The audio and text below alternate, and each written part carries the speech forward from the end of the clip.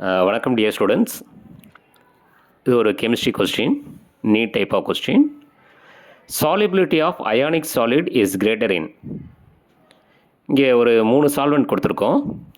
So ethanol, dimethyl ether, H2.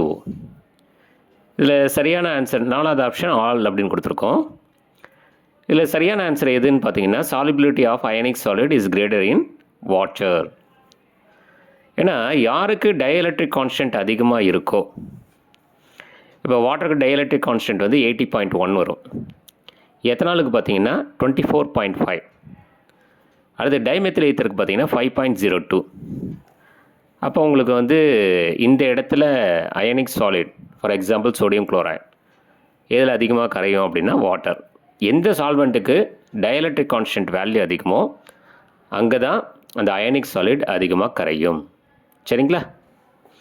அதாவது வாட்டருக்கு பார்த்தீங்கன்னா டயஎலக்ட்ரிக் constant value 80.1, எத்தனாலுக்கு 24.5, dimethyl ஈத்தருக்கு 5.02. ஓகேங்களா?